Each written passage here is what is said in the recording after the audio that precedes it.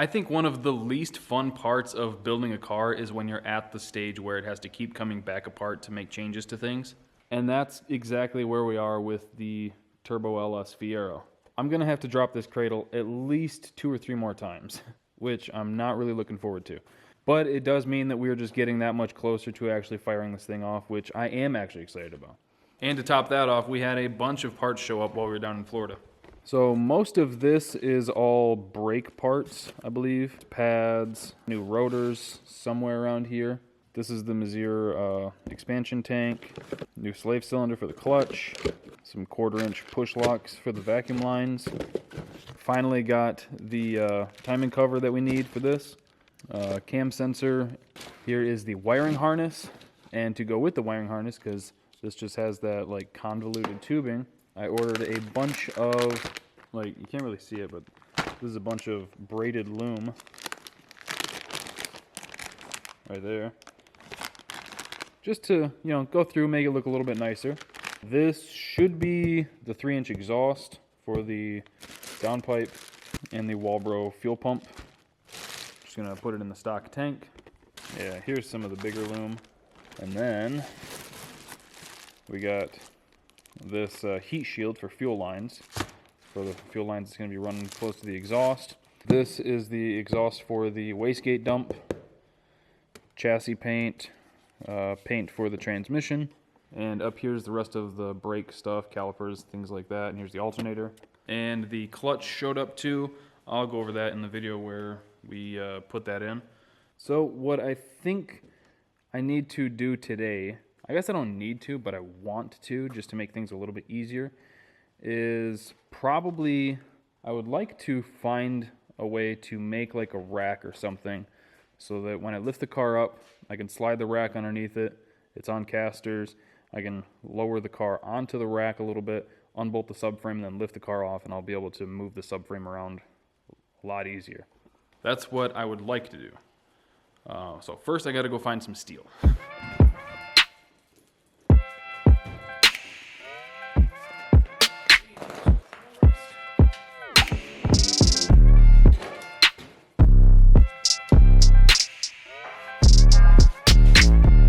I do not know if I could have found any thicker of steel.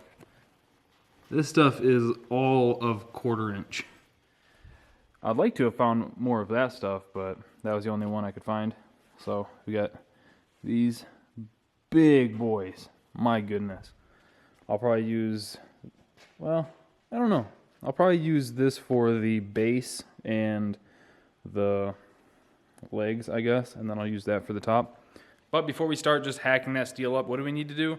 That's right, your mom. And of course, who could forget that MOM stands for measurements always matter. So the first one we're going to take is at the back side of the subframe, and outside to outside is 31, so yeah, 31's good. And it looks like they taper back, like the front's wider. So the front is about 36 outside to outside. And how long are these? So if we make these sections that are going to sit on the subframe here, if we make those 2 feet and have the back at 31 and the front at 36, we should be good. So now we can start cutting.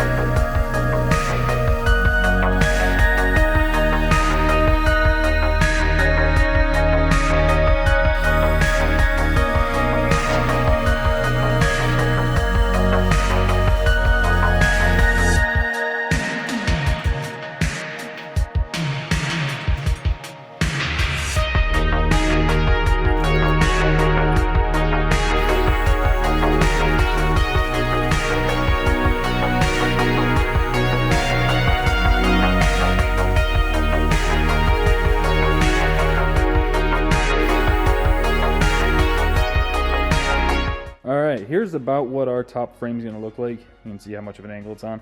I'm not worried about these not being flush all the way through. It's MIG welding, I can fill that. Plus, I think this is going to be the base anyway. I still think I'm going to, I don't know. Yeah, I'll probably use the actual square stock for the top piece. So now I can just cut this a couple more times to match that one. Whatever that's at, we'll just run it. And then I'm just going to keep getting this knocked out real quick.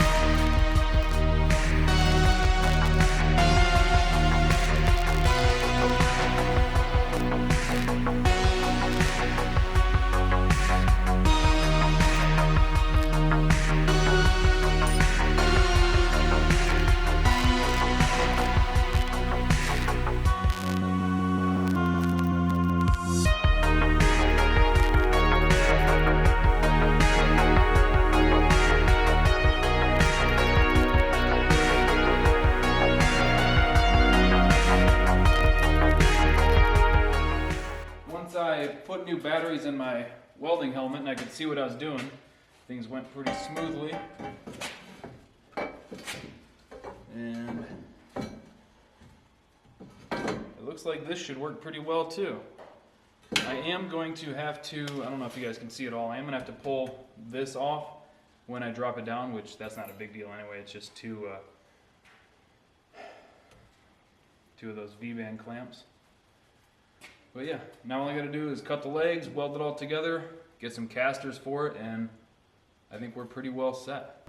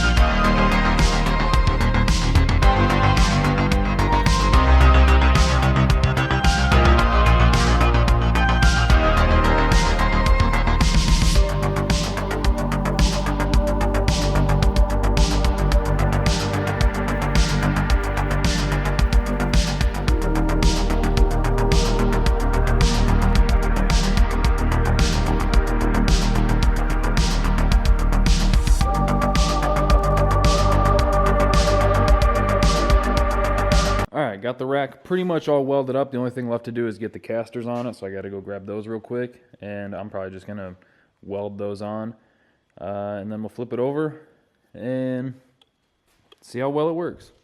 I think this bar I'm going to notch or something so that I can leave the exhaust crossover on, because right now where that bar goes across, it goes from like here-ish through here, so I might like notch it.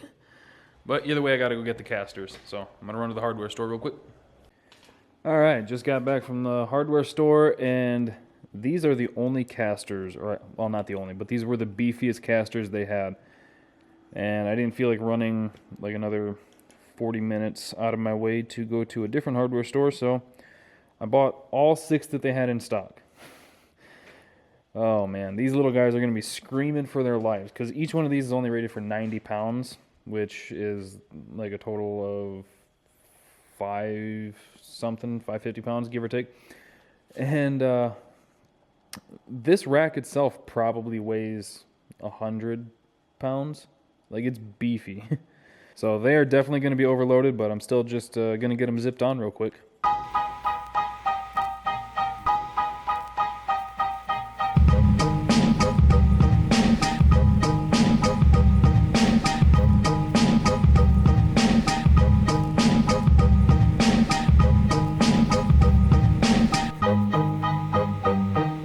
so now we just need to test it. And to be honest, I'm not actually that nervous. Well, the one thing I'm worried about is those casters. But I'm still debating on probably cutting this right about here and then welding like a diagonal bar. Yeah, I'm going to take care of that real quick. I'm going to modify this. All right, we got the new and improved engine cart here. And boom, looks like it will work quite well. Awesome. So the first thing I got to do is reset that back arm so I can get this thing far enough back, and then we'll test it.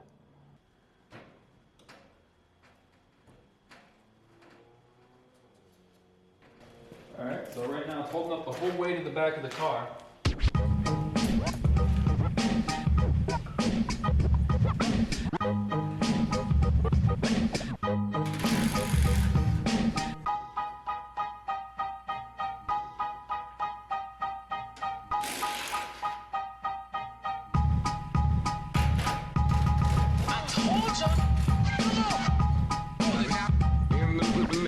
All right, now we should be able to lift this thing right off this cradle. I don't think there's anything I'm forgetting. 4 carriage bolts are taken out. I think we're good.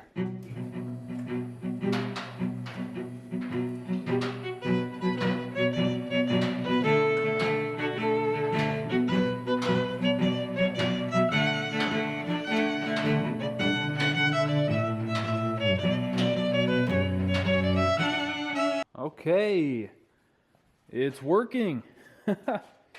That is unbelievable. All right, let's see if it rolls. It'll roll. Oh yeah, let's go.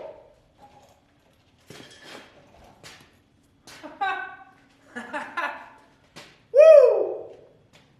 All right. Man, this thing looks wild out here. That is sweet. Not to tug my own horn, but I think this turbo kit turned out really nice. That is awesome. So literally 6 bolts for the struts, 4 bolts for the cradle, and it will plop right out. The water manifold cleared perfect. This is a dream. But that is going to do it for today's video. This took a lot longer than I expected.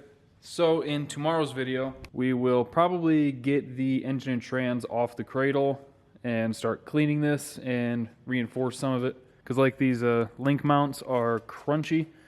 So I'll scuff those down, see if they need to be replated. Same thing on this side. This side's not too bad. Awesome, man.